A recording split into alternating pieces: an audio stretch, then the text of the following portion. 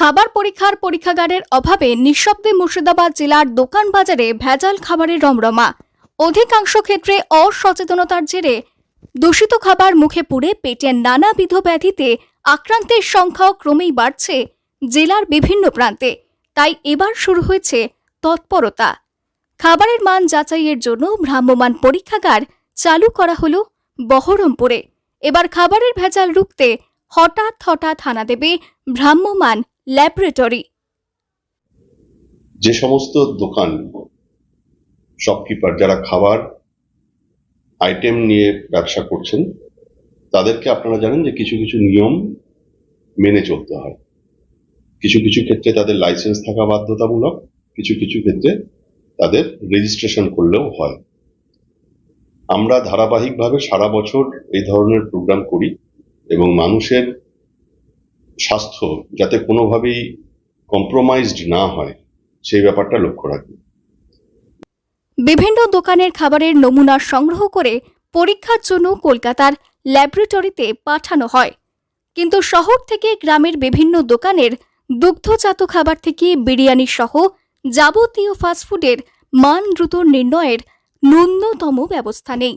ফলে দোকানের ঝলমলে আলোর আড়ালে দূষিত ভেজাল খাবার দেদার বিক্রি হচ্ছে বলে অভিযোগ।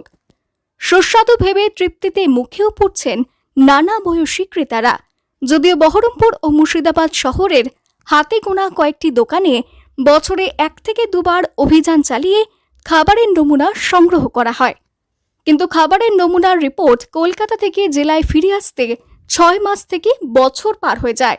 এই দীর্ঘসূত্রতার সুযোগ নিয়ে অনেক দোকানে ভেজাল খাবার বিক্রি অব্যাহত। বাস্তবে আইন থেকেও পার পেয়ে যান বিভিন্ন ব্যবসায়ীরা।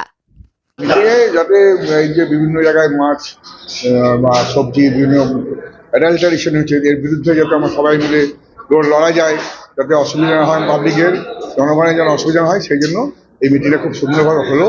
এইটা আমরা সমর্থন করি, চেম্বার কমার্স থেকে এই প্রসেস সমর্থন করেছি, কারণ যে কোনো অ্যাডাল্টারেশন আমরা সাপোর্ট করি না চেম্বার কমার্স। যেহেতু এই ধরনের যদি ব্যবস্থা নিতে হয় আমরা প্রশাসনের সহযোগিতা করবো।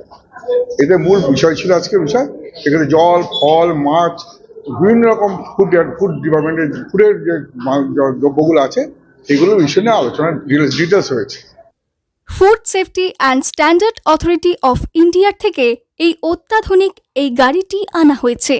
পরীক্ষার জন্য যাবতীয় সরঞ্জাম রয়েছে, মাইক্রোওয়েভ, কম্পিউটার, ভেজাল খাবার সংরক্ষণ করার ফ্রিজ এবং আগুন নেভানোর সিলিন্ডারও রয়েছে এই গাড়িতে। ওই গাড়িতে থাকবেন ফুড সেফটি অফিসারেরাও। দুধে ভেজাল মিশেছে কিনা, ভোজ্য তেলে শরীরের পক্ষে ভালো কিনা, মিষ্টিতে নিষিদ্ধ রং আছে কিনা, সবই পরীক্ষার বন্দোবস্ত রয়েছে এই ভ্রাম্যমাণ ল্যাবরেটরিতে। আমরা রাজ্য সরকার থেকে একটা মোবাইল ফুড টেস্টিং ভ্যান পেয়েছি, যেটা আমাদের কাজের ক্ষেত্রে অনেকটাই সুবিধা হবে, সেটাও আমরা আজকে উদ্বোধন করলাম। তো সার্বিকভাবে আমরা আজকের সমস্ত বিষয় নিয়ে আলোচনা হলো এবং আরো একটি বিষয় এখানে না বললেই নয়, সেটি হলো গত বছর আমরা সার্বিকভাবে সারা দেশের মধ্যে মুর্শিদাবাদ জেলার যে পারফরমেন্স সেটা কিন্তু 1 নম্বরে ছিল। ধারাবাহিকভাবে আমরা নিরন্তর এখানে বিভিন্ন দোকানগুলোকে তাদেরকে অ্যাওয়্যার করার চেষ্টা করেছি। মুর্শিদাবাদ থেকে কৌশিক অধিকারীর রিপোর্ট, লোকাল 18 বাংলা।